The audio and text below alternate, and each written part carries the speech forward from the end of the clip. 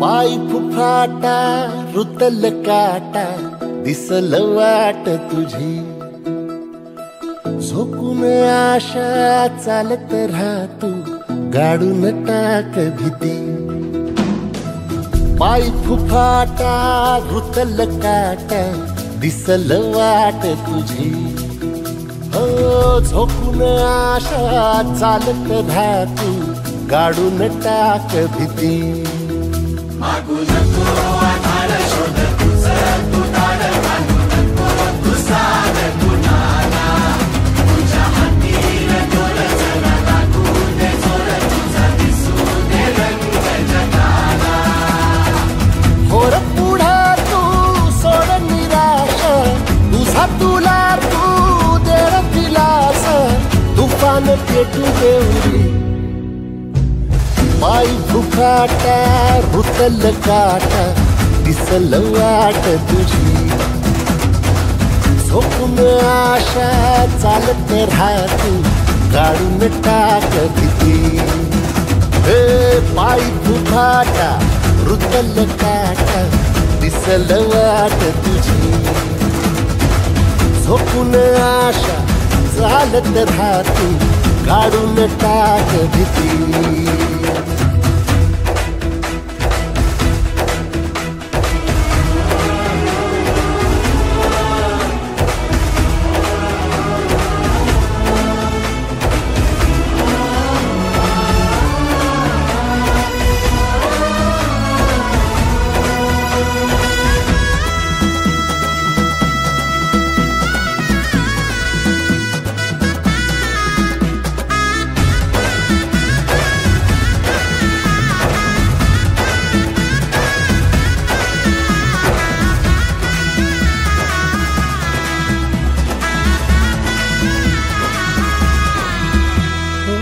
येईल ओंजळीत जग सार आपसुक सामील होती र दिशा सपान साकळल पापणीच्या खाचरीत चढू दे त्याची र नशा खिंडार पडू दे धार सरू दे उजेड पडू दे तुझा नशीब चावर काढीत मागर हिरल बगन तुझा होईल दिवस तुझा उद्याचा होईल दिवस तुझा मागू नको आधार शोध तुझं तू ताड बांधू नको तू साध कुणाला तुझ्या हातीन दोर जरा लागू दे जोर तुझा दिसू दे रंग जगाला वर पुढा तू सोड निराश तुझा तुला तू देर दिलास तुफान पेटू देऊरी पाय फुफाटा रुतल काटा दिसल वाट तुझी झोपून आशा चालत राहतू काढून टाक भीती ओ पाय फुफाटा रुतल काटा दिसल वाट तुझी झोपून आशा चालत राहतू काढून टाक भीती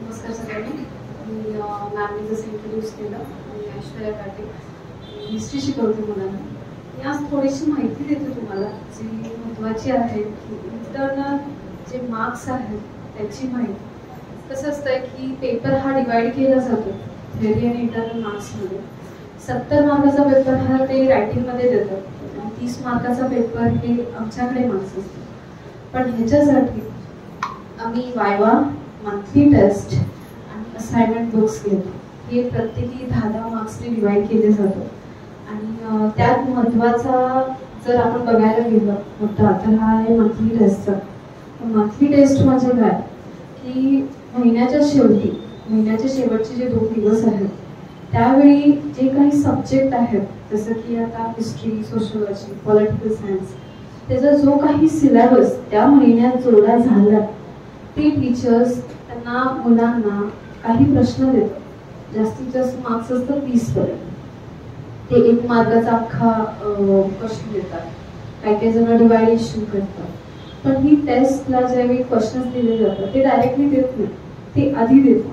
त्याबद्दल सांगतात की तुम्ही अशा प्रकारे आन्सर दिलं पाहिजे, तुम्ही ह्या प्रकारे आन्सरचं स्ट्रक्चर केलं पाहिजे, तुम्ही काय काय रेफर केलं पाहिजे, कुठले काही गोष्टी कुठून कशा, लायब्ररीमध्ये कुठल्या बुक्स आहेत, काय काय, हे सगळे सब्जेक्ट टीचर सांगतात. आणि त्यावेळी त्याच्यानंतर महिन्याच्या शेवटचे जे 2 दिवस असतात त्यावेळी पहिले 2 सब्जेक्ट्स आणि नंतर 2 सब्जेक्ट्स असे क्लास वाईज आम्ही टेस्ट घेतो.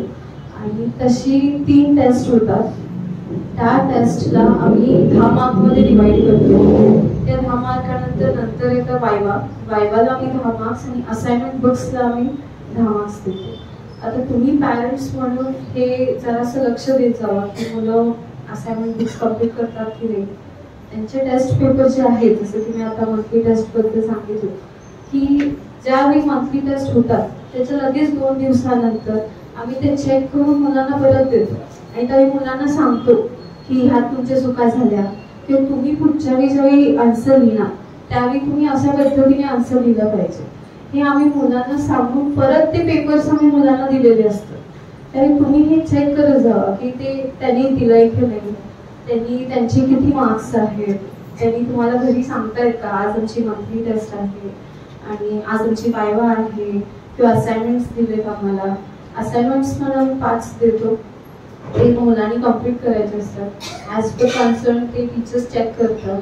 वायवाला पण आम्ही त्यांना ठराविक काही सब्जेक्ट्स देतो, युनिट्स देतो. त्यावेळी त्यांनी व्यवस्थित तयारी करून यायची असते. हे सगळं त्यावेळी तुम्ही प्लीज बघा की मुलं करतात की नाही, त्यांचे असाइनमेंट बुक्स हे कम्प्लीट झालेत की नाही, चेक झालेत की नाही, मंथली टेस्टचे पेपर चेक करून त्यांच्याकडे आलेत की नाही, वायवाला ती बरोबर जात आहेत की नाही. आणि ह्या सगळ्यामध्ये जसं की आता पिनाज मॅडमनी सांगितलं की 75% अटेंडन्स असेल तर एक्झामला बसवलेलं जातं. जे आहे ते रोज प्रत्येक सब्जेक्टला, प्रत्येक सब्जेक्टचं जे प्रत्येक लेक्चर असतं, रोज 4 विषयाचे 4 लेक्चर असतात आणि प्रत्येक टीचर, सब्जेक्ट टीचर आपापल्या लेक्चरचा अटेंडन्स घेत असतात आणि प्रत्येक टीचर हे आपल्या विषयाचं रेकॉर्ड मेंटेन करतात आणि ते रेकॉर्ड आम्ही पर मंथ, पर सेमिस्टर आम्ही सगळं एकत्र करून आमच्याकडे सगळ्या विद्यार्थ्यांचं सगळं रेकॉर्ड आमच्याकडे असतं. आता ॲप पण आम्ही नवीन डेव्हलप केलेलं आहे कॉलेजने आणि त्या ॲपनुसार ते जे रेकॉर्ड आहे ते सगळं एकत्र होतच, पण मुलांनाही त्याचा आता मेसेज जातो की तो विद्यार्थी एखाद्या लेक्चरला ॲबसेंट असेल तर त्या लेक्चरची त्याची ॲबसेंटी जी आहे ती त्याला रेकॉर्ड जातं. त्यामुळं हे त्यांनाही आता लक्षात यायला पाहिजे किंवा लक्षात येणार आता की आपण या लेक्चरला होतो किंवा या लेक्चरला नाही. असं जनरली होत नाही की ते विद्यार्थी वर्गात लेक्चरला आहेत आणि त्यांची ॲबसेंटी लागली, असं होत नाही. पण अगदी क्वचित चुकून झालं तर लगेच ते विद्यार्थ्याच्या लक्षात येतं की मी लेक्चरला होतो आणि ॲबसेंटी का लागली, तर ते लगेच आमच्याकडे क्रॉस चेक करू शकतात. त्यामुळे आता हे क्रॉस चेकिंग किंवा अगदी त्याची व्हॅलिडिटी अगदी प्रॉपरच झालेली आहे. याच्यामध्ये पुढे आम्ही पालकांना सुद्धा इन्व्हॉल्व करून घेणार आहे. पालकांना सुद्धा हा अटेंडन्सचा रेकॉर्ड किंवा जे रोजच्या रोज प्रत्येक सब्जेक्टचं जे अटेंडन्स आहे ते, म्हणजे 4 विषय आहेत तर 4ही विषयाचे तुम्हाला मेसेजेस येणार. जर मी सहाय्यक प्राध्यापक शिवभूषण जाधव, बऱ्याच पालकांनी मला PRO म्हणून सुद्धा बघितलं असेल. I was working as a publication officer for the admission committee. So me basically मुलांना प्री-लॉ 1 आणि प्री-लॉ 2 या 2 वर्षासाठी इंग्लिश सब्जेक्टसाठी अपॉइंट आहे.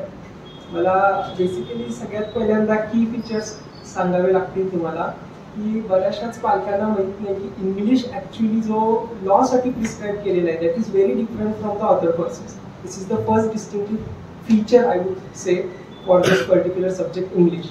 तर असं काय फरक आहे हा तुम्हाला सगळ्यात पहिल्यांदा माहीत असणं गरजेचं आहे. कारण जोपर्यंत तुम्हाला आपला मुलगा किंवा मुलगी काय करतोय, काय शिकतोय, त्याचा सिलेबस काय आहे हे जितकं माहीत असण्याची जबाबदारी मुलग्याची आहे तेवढीच एक तुम्ही पालक म्हणून तुमची सुद्धा आहे असं मला वाटतं. कारण it is a collaborative learning process and the growth I would से. कारण जसं आम्ही इथं तुमच्या मुलांच्याकडून काही गोष्टी करवून घेतो, त्यांना शिकवतो, त्याचप्रमाणे त्याचं इव्हॅल्युएशन जे आम्ही करतो ते योग्य पद्धतीनं होते का नाही, माझा मुलगा किंवा मुलगी योग्य त्या दिशेने चाललेत की नाहीत, पर्टिक्युलर लॉ या फील्डमध्ये काय ऑपॉर्च्युनिटीज आहेत, त्यानं सध्या काय ठरवलेलं आहे. तर आता मी ऍडमिशन घ्यायच्या वेळेला म्हणतो की I would like to be a जज and this and those things, पण त्या दृष्टीने त्याचे एफर्ट्स नाही, त्या दृष्टीने त्याचा प्रवास होत नाही. तर ह्या गोष्टी तुम्ही एक पालक म्हणून इव्हॅल्युएट करणं, त्याचा फॉलोअप घेणं, त्याचे ट्रॅक रेकॉर्ड मेंटेन करणं हे फार गरजेचं आहे. हा एक पालक सभा किंवा पालक मेळावा नसून एक मी असं म्हणेन की it's a kind of conversation, परिसंवाद आहे हा. आणि या परिसंवादामध्ये प्रत्येक विद्यार्थ्यानं आणि प्रत्येक पालकानं ऍक्टिव्हली सहभागी असणं गरजेचं आहे. Now I will come back to my subject. तर बाकीच्या आर्ट्स, कॉमर्स, सायन्सला जर तुम्ही बघितलं असाल तर इंग्लिशमध्ये प्रोज आणि पोएट्री असा सिलेबस आहे आणि some of kind of what grammatical and the writing skills हा सिलेबस असतो. म्हणजे अगदी मराठीमध्ये सांगायचं झालं तर गद्य आणि पद्य अशा नावाचा काय तुम्हाला सिलेबस प्रोव्हाइड केलेला असतो. जसं की moot court competition, rangoli competition, poster competition, elocution competition. As a teacher we try our best की आमचे विद्यार्थी कसे त्याच्यात पार्ट घेतील and how it is beneficial for them. So as a parents I want you also to take an update की कॉलेजमध्ये काही काही ॲक्टिव्हिटीज होतात आणि आपले स्टुडंट्स त्याच्यात कितपत एनरोल करतात आणि what are their interest. So जसं की आता रिसेंटच आम्ही कॉम्पिटिशन घेतलेलं मूड कोर्ट कॉम्पिटिशन आणि I would like to tell की प्री लॉ 1चीच विद्यार्थी आपली विनर आहे for the moot court competition. आणि ह्या कॉम्पिटिशनसाठी मुलं आपल्या कॉलेजला रिप्रेझेंट करून बाहेर सुद्धा जातात. So I request you all की तसं एक तुम्ही थोडा अपडेट सुद्धा ठेवा की किती आणि कोणते कॉम्पिटिशन्स होतात, so that students also will take part in that आणि त्यांची त्या निमित्ताने सगळ्या बाजूनी ग्रोथ होईल. प्रवीण पाटील, प्रभारी प्राचार्य शहाजी कॉलेज कोल्हापूर. माझ्यामध्ये कोर्सेस बद्दल वगैरे सर्व डिटेल माहिती मॅडम आणि त्यांचा टीम आपल्याला ऑलरेडी दिलेलंच आहे. त्यामध्ये ॲडिशन करण्यासारखं माझ्याकडे नवीन इन्फॉर्मेशन काही नाही आहे. परंतु कॉलेज प्रॉस्पेक्टस आणि फ्युचर प्लॅन्स ह्याबद्दल मी तुमचा 2 मिनिटं वेळ घेतोय. आपल्याकडे 5 इयर लॉ कोर्स आहे, अनुदानित तुकडी, विना अनुदानित तुकडी. 3 इयर लॉ कोर्स आहे. 2018 पूर्वी आपल्याकडे LLM कोर्स नव्हता. मग ते आम्ही LLM कोर्स 2018 साली इंट्रोड्यूस केला.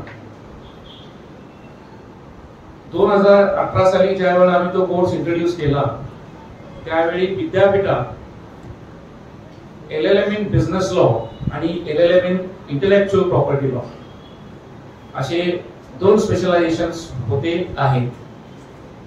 आणि ज्या वेळेला एखादा कॉलेज LLM कोर्स नवीन सुरू करतो त्यावेळेला विद्यापीठातलं जे कोर्स आहे ते कोर्स ऍज इट इज घ्यावं लागतं. आम्हीही घेतली, राबवला, अजूनही राबवतो. परंतु येत्या 3-4 वर्षात कोल्हापूरमध्ये हायकोर्ट येणं हे क्रमप्राप्त आहे.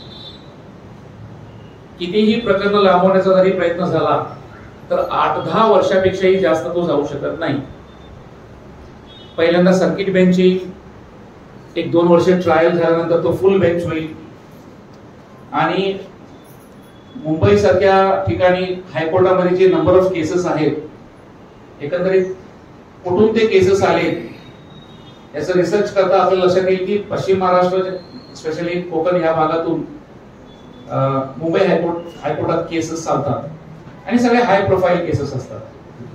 हाय प्रोफाईल इन द सेन्स मॅटरही हाय प्रोफाईल असतो, फीजही हाय प्रोफाईल असते. आणि तो कोर्ट जर करता येत्या काही वर्षात कोल्हापुरात आला तर जे आता ऑलरेडी वकील आहेत त्यांच्यासाठीही चांगला आहे, जे आता वकील होऊन कॉलेजमधून बाहेर पडणार आहेत त्यांच्यासाठीही चांगलं आहे. मग ह्या अनुषंगाने आता आम्ही जे नवीन टीम ऑफ प्रोफेसर्स आहोत, आम्ही असा विचार केला की बिझनेस लॉ हे सगळीकडेच असतं. मी LLMच्या बाबतीत बोलतो कारण माझी अपेक्षा अशी आहे की आपला मुलगा किंवा मुलगी या कॉलेजमध्ये LLB करून LLM करून मगच बाहेर पडा. तर आम्ही एक असा प्रपोजल तयार केला की हायकोर्टाच्या ठिकाणी एकतरी क्रिमिनल केसेस खूप चांगल्या पद्धतीने चालतात, नाहीतर कॉन्स्टिट्युशनल मॅटर्स खूप चांगल्या पद्धतीने चालतात. मग सुरुवात आपण क्रिमिनल लॉ पासून सुरू करू ह्या उदात्त हेतूने मागच्या वर्षी आम्ही शिवाजी विद्यापीठाकडे मागणी केली की एक्झिस्टिंग बिझनेस लॉचा जो डिव्हिजन आहे LLM चा तो आम्ही तसाच ठेवतोय, तेही कंटिन्यू करतोय आणि LLM इन क्रिमिनल लॉ आम्हाला द्या अशा प्रकारची आम्ही मागणी केली. विद्यापीठाचं इन्स्पेक्शन कमिटीही येऊन गेली आणि मला सांगायला अत्यंत आनंद होतो की येत्या 24-25 अकॅडमिक इयर पासून शहाजी लॉ कॉलेजमध्ये LLM इन क्रिमिनल लॉ चालू होईल आणि त्याचा डायरेक्ट फायदा प्रॅक्टिसला होईल, जे फक्त LLB करणार आहेत, आणि जे LLM करून बाहेर पडतील त्यांना लोअर कोर्ट्स मध्येही प्रॅक्टिसला मदत होईल आणि हायकोर्टला देखील ऑफकोर्स होईलच होईल. मला या अनुषंगाने एक सांगण्याची महत्वाची गोष्ट अशी आहे की आता आमच्याकडे जे LLM आहे बिझनेस लॉ, त्यामध्ये आता जे कोर्टामध्ये जजेस आहेत त्यापैकी 4 जजेस ह्या कॉलेजचे विद्यार्थी आहेत. सकाळी 7:30 ला ते येतात रोज, आजही 7:30 ते 9:30 10:30 जितकं त्यांना शक्य आहे तेवढं ते क्लासेस करतात. इथून जाऊन फ्रेश होऊन ते बेंचवरती जातात. मग जर का जजेस लोकांना एवढं क्रेज असेल LLMच्या बाबतीत तर आपल्या मुलांमध्येही तो क्रेज निर्माण करणं क्रमप्राप्त आहे, अपेक्षित आहे आणि आपण ते आता करणारच आहोत. ह्या व्यतिरिक्त एक संकल्पना आहे, मला तुमच्या सगळ्यांची साथही लागेल त्यासाठी. बऱ्याच वेळेला जीवनामध्ये एकदा तरी असं आपल्या प्रत्येकाच्या मनात येऊन जातं की मी वकील व्हायला पाहिजे, आणि ज्याच्या वेळेला भांडणं होतात त्या वेळेला तर हमखास आपल्याला वाटतं की मी जर वकील असतो तर जसं तसं काय बरेच काय इमॅजिनेशन असतात. सगळ्यांना काय LLB करता येत नाही, आणि LLB का करता येत नाही याचा जर अभ्यास करून बघितला तर 2 कारणं प्रामुख्याने आपल्याला दिसतात. एक म्हणजे LLB करण्यासाठी किमान ग्रॅज्युएशन डिग्री आवश्यक आहे आणि ते आपल्याकडे नसतं. दुसरी गोष्ट, इंग्लिश हा कोल्हापुरी भाषेत सांगायचं तर नाजूक राहिल्याचं दुखणं आहे. इंग्लिश येत नाही तर मग ते लॉ होणं शक्य नाही. तिसरा कारण म्हणजे 3 वर्ष कोण करणार, कारण 3 वर्षामध्ये वकील झालेले खूप कमी आहेत. जनरली 4 वर्ष 5 वर्ष लागतात. आपल्याला एवढा वेळ आपल्याकडे नाही आहे. आणि दुसरी गोष्ट, एक टिपिकल रिसर्च असतो लोकांमध्ये, मला ना सगळं काय जाणून घ्यायची इच्छा नाही, परंतु जमिनीशी निगडीत कायदे जे आहेत त्याच्यामध्ये माझा खूप रस आहे. आणि असं काहीतरी एखादा कोर्स असता जमिनीशी निगडीत कायद्यांचा तर मी 100% तो कोर्स केला असता. प्रत्येकाच्या घरात सिव्हिल लिटिगेशन्स आहेत, प्रत्येकाच्या शिवारातही सिव्हिल लिटिगेशन्स आहेत. मग ह्या प्रॉब्लेमला आपण कशा प्रकारे अड्रेस करू शकतो याचा ज्या वेळेला आम्ही विचार केला तर आम्ही अशा कन्क्लुजनला आलो आहे, आणि ते येत्या 5-6 महिन्यात आम्ही ते रोल आउटही करतोय की भारतामध्ये जमिनीशी निगडीत 21 कायदे आहेत. मी फक्त जमिनीशी निगडीत म्हणतो. 21 कायद्यांपैकी 12 कायदे महाराष्ट्रात प्रामुख्याने करन्सीमध्ये आहेत, चालतात ते रोज. आणि ह्या 12 कायद्यांचा मराठीमध्ये इंग्लिशचा काही संबंध नाही. 12 कायदे 1 वर्षाचा कोर्स. शिकवणारे जे वकील असतील ते कॉलेजमधले प्राध्यापक नाही. कोल्हापूर जिल्ह्यामध्ये जमिनीशी निगडीत जे कोणी वकील प्रॅक्टिस करतायत आणि लिडिंग प्रॅक्टिस करतायत त्याच्याशी आपलं बोलणंही चालू झालेलं आहे. बऱ्यापैकी वकिलांनी सहकार्य करण्याचा प्रॉमिसही त्यांनी केलेला आहे. ते स्वतः वर्गात येतील आणि वर्षभर तुम्हाला 12 कायद्यांमध्ये ट्रेन करतील. आणि 12 कायदे आणि 1 वर्ष ह्या ड्युरेशन नंतर शहाजी लॉ कॉलेज कडनं सर्टिफिकेशन होईल, परीक्षा घेतली जाईल आणि एक सर्टिफिकेट दिलं जाईल. हा सर्टिफिकेट घेऊन आता तुम्ही काय कोर्टात जाऊन प्रॅक्टिस करू शकणार नाही, परंतु एक मी तुम्हाला ग्वाही निश्चितपणे देऊ शकतो की LLB करून विद्यार्थ्याकडे जे नॉलेज असणार आहे लॉज रिलेटिंग टू लँड, तेवढाच नॉलेज जो व्यक्ती हा कोर्स करेल त्या व्यक्तीकडेही हा नॉलेज असेल, किंबहुना विद्यार्थ्यांपेक्षाही 1 इंच जास्तच असेल. ह्या कारणासाठी की शिकवणारे प्राध्यापक नसून ते प्रॅक्टिस करणारे ॲडव्होकेट्स आहेत. आणि मी सगळ्यांना विनंती करतो की आपला मुलगा LLB क्लासमध्ये बसेल, तुम्ही डिप्लोमाला ऍडमिशन घ्या आणि तुम्ही त्याच्यासोबत दुसऱ्या क्लासमध्ये आवर्जून बसा. आणि लॉ नॉलेज हे मस्ट आहे सगळ्यांना. हे तुम्हाला आतापर्यंत कळून चुकलेलं आहे की बाकी काही नसेल तरी चालेल, परंतु लॉ कोर्स, लॉ नॉलेज असणं गरजेचं आहे. अशा प्रकारचे अजून काही प्रयोग आम्ही करणार आहोत, प्लॅन्स केलेले आहेत. मी ॲडव्होकेट इंद्रजित चव्हाण, मी ॲल्युमिनी असोसिएशनचा व्हाईस प्रेसिडेंट आहे आणि माझा मुलगा इथं प्री लॉ फर्स्ट इयरला शिकतो. माझे वडील वकील आहेत, मी वकील आहे आणि आता आमची तिसरी पिढी या कॉलेजमधून बाहेर पडणार भविष्यात.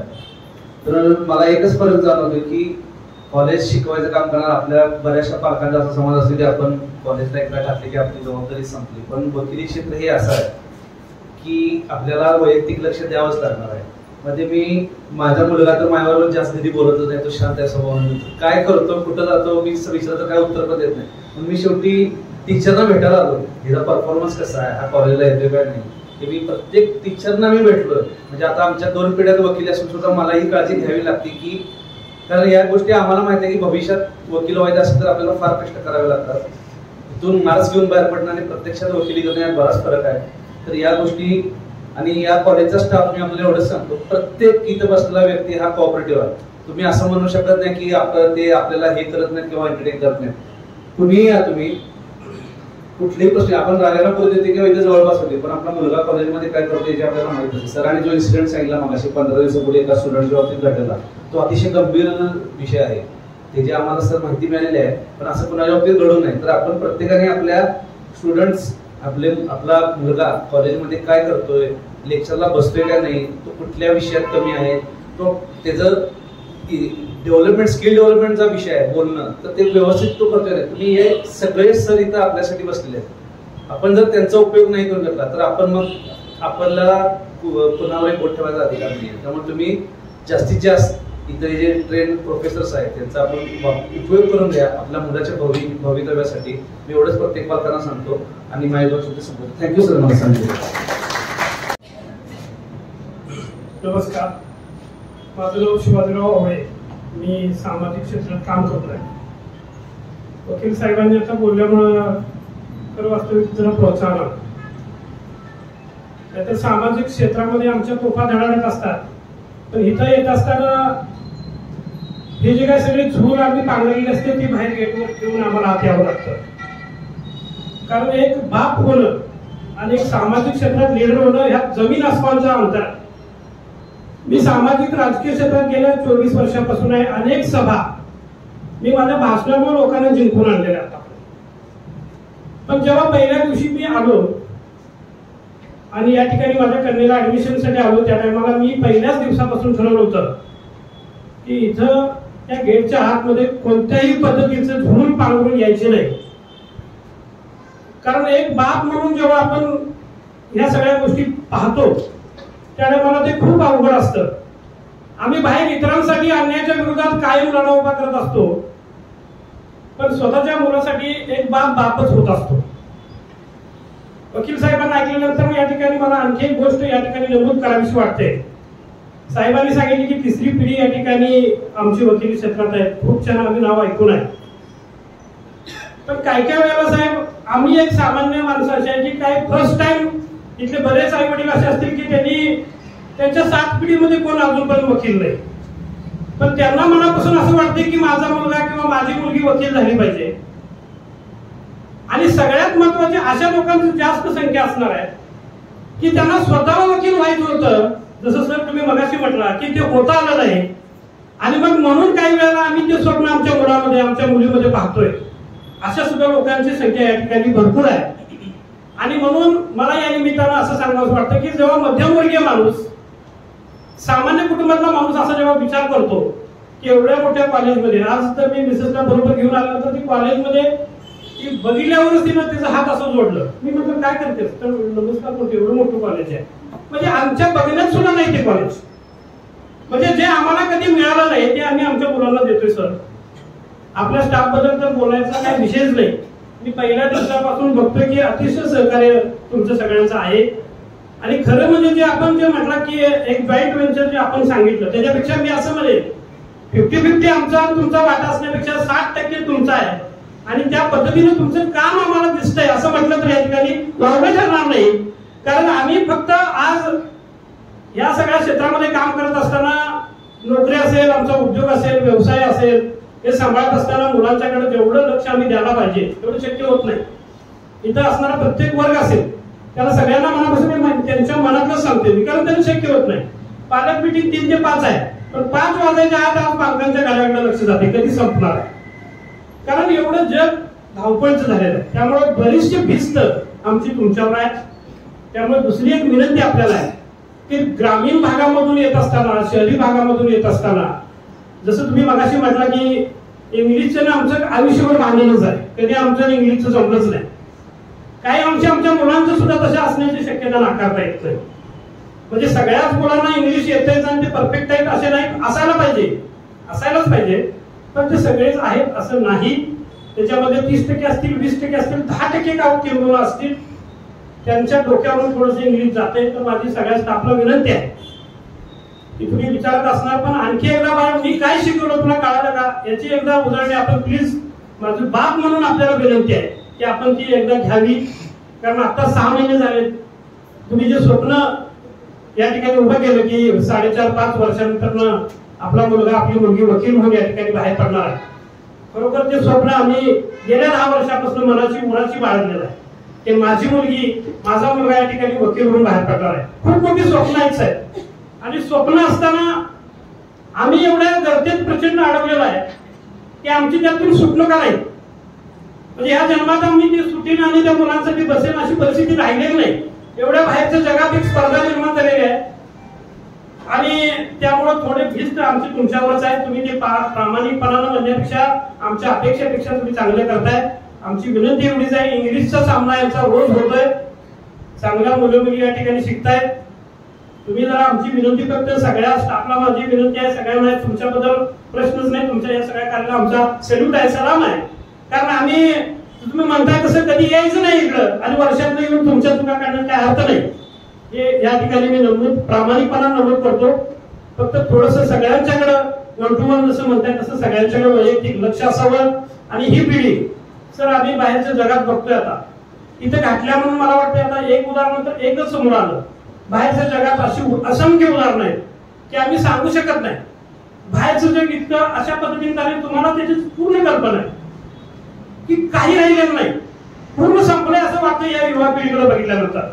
पण या ठिकाणी यांच्याकडे बघितल्यानंतर असं वाटतंय की कुठेतरी यांचा पालक म्हणून आम्ही सगळे विचार करतोय की मला हे स्वतः विचार करतात की मला वकील व्हायचं आहे. आणि येणारी पिढी साहेब अशी जी तुम्ही जसं म्हणताय की 5-5चा फॉर्म्युला, त्या फॉर्म्युलेला अनुसरून जे काम करतील ते इथून वकील म्हणून बाहेर पडतील, भविष्यात जज पण होतील. पण ते जे त्या फॉर्म्युलेच्या अनुषंगाने वागणार नाही, ते भविष्यात गुलाम म्हणून काम करतील. अशा पद्धतीची परिस्थिती बाहेरच्या जगामध्ये आहे. कारण सेंट्रिक कामगार मिळणं झाले, पण भविष्यात सेंट्रिक कामगार यांच्यापैकीच कोणता असू शकतोय. अशा पद्धतीची परिस्थिती 100% आहे. कारण 30 रुपयाच तेल टाकतात, गाडीत तेल टाकायला पैसे नसते यांच्याकडे.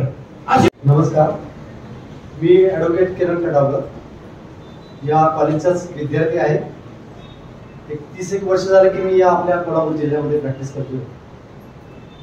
ज्यावेळी आम्ही LLBला पूर्वी ऍडमिशन घेतलं त्यावेळी अशी परिस्थिती होती की इंजिनिअरिंगला, डॉक्टरी त्या साईडला कुठेही काही ऍडमिशन मिळालं नाही किंवा शेवटी यायचं LLB. पण आता तशी परिस्थिती राहिलेली नाही. एकंदरीत आत्ताचा जर विचार केला तर मला खूप महत्व निर्माण झालेलं आहे. मगाशी पाटील सरांनी सांगितलं त्याप्रमाणे लवकरच आपल्याकडं हायकोर्ट होणार आहे आणि या हायकोर्टसाठी आपल्या नवीन पिढीची खूप गरज आहे. याचं महत्वाचं कारण असेल की कोल्हापूर जिल्ह्यामधले बरीच नवीन जी आता LLB झाल्यानंतर मुंबईला प्रॅक्टिसला जातात. खूप हाल होतात, कारण त्यांना कुठं ना कुठंतरी शेअरिंगमध्ये रूम घ्यायला लागते. हायकोर्टला पोहोचण्यासाठी खूप कसरत करायला लागते. तिथं प्रायव्हेट कुठलेही ट्रान्सपोर्ट नाही आहे, लोकलने तुम्हाला प्रवास करावा लागतो. अशा सगळ्या परिस्थितीमध्ये बरेच गेलेले ज्युनियर्स बघितले मी, ते परत कंटाळून कोल्हापूरला आले आणि इथं प्रॅक्टिस करायला. आता ही नवीन पिढी जी आहे, या पिढीला खरोखर एक चांगला सुवर्ण दिन येणार आहे लवकरात लवकर.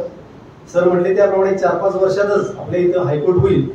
आणि तुमच्याकडनं खऱ्या अर्थानं जर काही गरज असेल तर पहिली गोष्ट इंग्लिशवर तुमचं प्रभुत्व पाहिजेच पाहिजे. दुसरं जर काय असेल तर ओन कॉन्फिडन्स. कुठल्याही न्यायाधीशांच्या पुढे उभारत असताना ओन कॉन्फिडन्स पाहिजे, तरच तुम्ही तुमची बाजू चांगल्या पद्धतीने मांडू शकाल. कारण तिथं 2 बाजू असतात, एक सत्याची बाजू असते आणि असत्याची बाजू असते. हा शोधायचा भाग जजेसचा असतो, पण आपण आपली बाजू, आपल्या पक्षकारांची बाजू मांडताना अतिशय चांगल्या पद्धतीने आणि अभ्यासपूर्ण मांडणं गरजेचं आहे. त्यामुळे तुमचा तेवढा अभ्यास पाहिजे. सगळ्यात महत्वाचं आहे की आम्ही ज्यावेळी पूर्वी या पद्धतीने या एखाद्या केसचा स्टडी करत होतो त्यावेळी आम्हाला प्रचंड पुस्तकं चाळायला लागायची, केसवर शोधा लागायची. सुदैवानं आज आपल्याकडे हे सगळं सोशल मीडियाचं युग आल्यामुळं तुम्हाला या गोष्टी खूप सहज शक्य आहेत. आजही आम्ही सांगतो की आमच्या मुलांना सांगतो की आम्हाला हे शोधून द्या, पटकन शोधून देतात. हा जो बेनिफिट आहे हा तुम्ही सगळ्यांनी घेणं गरजेचं आहे. त्यामुळं भविष्यामध्ये ज्यावेळी आपल्याकडे इथं हायकोर्ट येईल त्यावेळी नामांकित वकील म्हणून तुमची प्रसिद्धी होणे आवश्यक आहे. त्यासाठी आतापासून तुम्ही या सगळ्या गोष्टीचा वापर करा. मूठ कोर्ट एवढ्यासाठी ठेवलंय की तुमचा कॉन्फिडन्स बिल्ड होणं गरजेचं आहे. त्यामध्ये तुम्ही पार्टिसिपेट होणं आवश्यक आहे. मूठ कोर्ट आहे म्हणजे की मला जमणार नाही, मी येऊ शकणार नाही असं करू नका. आलटून पाठवून मी सरांना विनंती करेन की तुम्ही ग्रुप करा आणि त्या ग्रुपमध्ये प्रत्येक जण त्यात कंपल्सरी पार्टिसिपेट होईल यासाठी प्रयत्न करा. कारण प्रत्येक आई वडिलांची अपेक्षा आहे की माझा मुलगा बाहेर पडताना वकील झाल्यानंतर असं नको, कारण तिथं वेटिंग पिरियड आहे, तो वेटिंग पिरियड आपण संपवायचा आहे. याचं महत्वाचं कारण आता सरांनी सांगितल्याप्रमाणे जे काही लँडलॉज आता येणार आहे, ज्या लँडलॉजच्या संदर्भानं आपल्याकडे नवीन अभ्यासक्रम येतोय त्यामध्ये जे तुम्हाला नॉलेज मिळणार आहे त्यामध्ये कोर्टामध्ये गेल्यानंतर तुम्हाला ते खूप सोपं होणार आहे. दुसरा त्याचाच विषय आहे की नेमकं कोर्टामध्ये कशा पद्धतीने कामकाज चालते यासाठी सुद्धा तुम्हाला प्रॅक्टिकल नॉलेज असणं गरजेचं आहे. बरेच आम्ही बघितलेले आहेत, सर म्हटले त्याप्रमाणे मी अगदी नक्की सांगेन की गोल्ड मेडलिस्ट आहेत, खूप चांगल्या पद्धतीने मार्क पडले, पण दुर्दैवानं कोर्टात त्यांची वकिली चालते. म्हणजे मी एक बघितलेला पार सांगतो तुम्हाला. त्यामुळं मार्क आणि हे पाहिजेच पाहिजे, पण त्याचबरोबर प्रॅक्टिकल नॉलेज सुद्धा तुम्ही चांगल्या पद्धतीने ठेवा, जेणेकरून तुम्हाला पहिल्या दिवशीपासून कोर्टात आल्यानंतर कुठल्याही प्रकारची भीती राहता कामा नये. त्यासाठी आपण पाहिजे तर वेगळी लेक्चर्स ठेवू आणि त्या पद्धतीने प्रॅक्टिकल नॉलेज जर तुम्हाला आलं तर नेमकं कोर्टामध्ये कशा पद्धतीने काम चालते, किती कोर्ट आहे, कुठल्या कुठल्या कोर्टात कशा पद्धतीने काम चालते, त्यांचं ज्युरिडिक्शन कसं आहे, हे सगळे विविध अंग जे आहेत ते आपल्याला बघता येतील. टॅक्स कन्सल्टंट आहे, 25,000 रुपये टॅक्स मध्ये प्रॅक्टिस करतोय. मी ग्रॅज्युएशन नंतर टॅक्सेशन मध्ये गेलो आहे.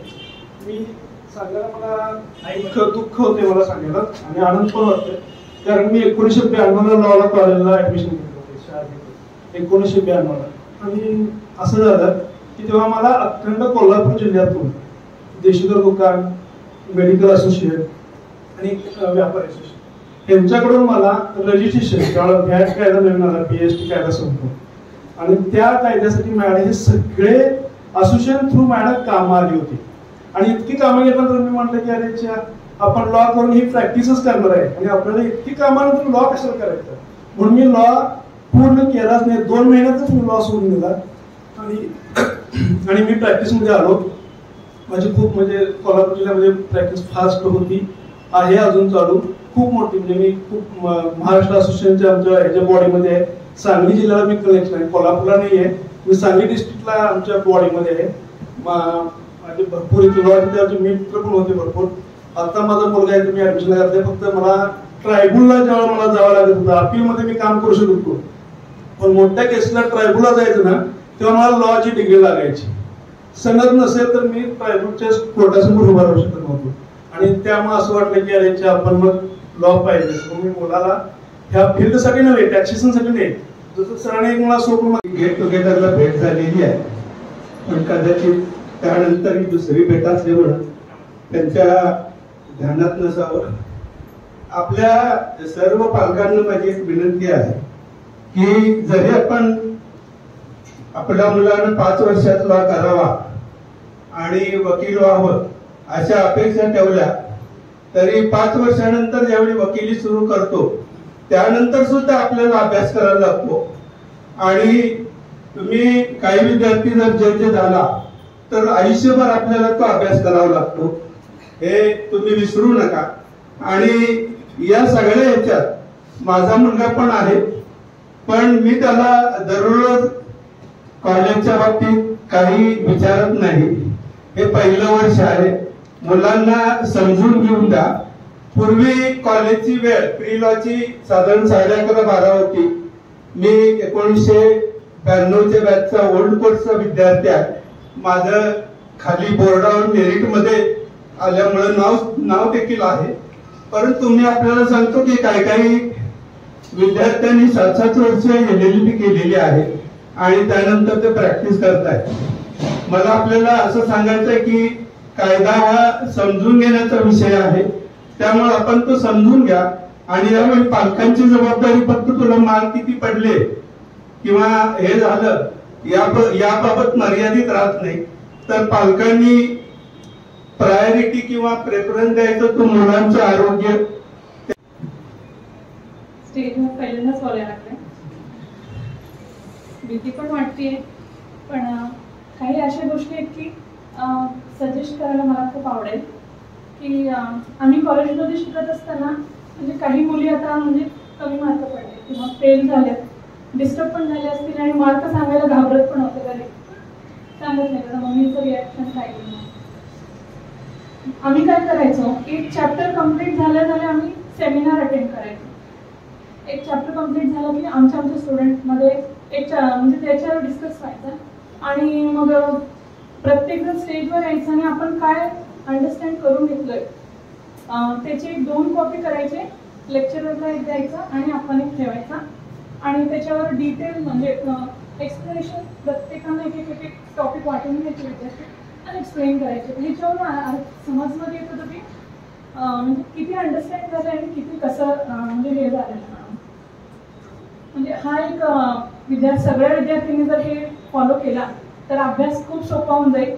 म्हणजे भीती राहणार नाही की मला हे कळालं नाही टॉपिक किंवा कसं अभ्यास करावं. सेमिनार्स अटेंड करा, म्हणजे सेमिनार्स कंडक्ट करावं वीकली किंवा एक चॅप्टर कम्प्लीट झालं किंवा काही अंडरस्टँड नाही झालं. आणि त्या सेमिनारमध्ये कसं असायचं, चॅप्टर कम्प्लीट झालं जे त्या विद्यार्थी हे करतात काय म्हणतात एक्सप्लेनेशन झाल्यानंतर ना विद्यार्थी प्रश्न विचारायचे स्टुडंट लोकांना, म्हणजे हे असं तर हे कसं. मग इथं वाद आणि संवाद यांच्यामध्ये जर झालं, एक तर स्टेज फिअर वाटते, स्टेजवर येऊन बोलायची एक हे कॅपॅसिटी वाटते. आणि दुसरी गोष्ट म्हटलं तर मुलांना इथंच अभ्यास इथंच होऊन जाते किंवा घरी अभ्यास करा, त्यांनी फोनमध्ये टाइम वेस्ट करा किंवा घरात काही करा, म्हणजे हा होऊनच जात नाही. हा आम्ही तुम्हाला बोलवलं आणि तुम्ही सगळेजण इथे आलात आणि इतक्या मोठ्या संख्येने आलात, आवर्जून आलात, याच्याबद्दल कॉलेजच्या वतीने मी सगळ्यांचे आभार मानते. एकच गोष्ट सांगू इच्छिते की खूप वर्षांनी आत्ताची प्री लॉ 1ची जी बॅच आहे अशी मुलं आम्हाला खूप वर्षांनी मिळालेली आहे. आमची या मुलांकडनं खूप अपेक्षा आहे. म्हणजे असं आहे की and I mean it in the good sense, असं आहे की एक 5-6 वर्षापूर्वी आमच्याकडे एक अशी बॅच होऊन गेली की ज्याच्यामध्ये त्या क्लासमधला प्रत्येक विद्यार्थी हा कॉम्पिटिटर होता for the top post, for the top position, to be a meritorious student. असं म्हणजे सगळी एकत्र असायची, सगळी हसत खेळत असायची, कॉम्पिट पण तेवढंच करायची, अभ्यास तेवढंच करायची. दंगा ह्या कॉलेजमध्ये त्यांच्या बॅचेला कोणीही केलेला नाही, अशी ती मुलं होती आणि we really miss all of them. तर अशा प्रकारची एक बॅच परत आम्हाला मिळालेली आहे की सगळीच मुलं स्मार्ट आहेत. म्हणजे कुठल्याही मुलांबद्दल असं काही म्हणायचं की बाबा you need to do better और why are you doing this, असं कोणीच नाही. All children are very smart आणि त्यामुळेच आमची अपेक्षा भरपूर आहे या मुलांकडून. तर तुम्ही सगळेजण आलात याच्याबद्दल आम्हाला म्हणून खास आनंद होतो. आलात याच्याबद्दल धन्यवाद.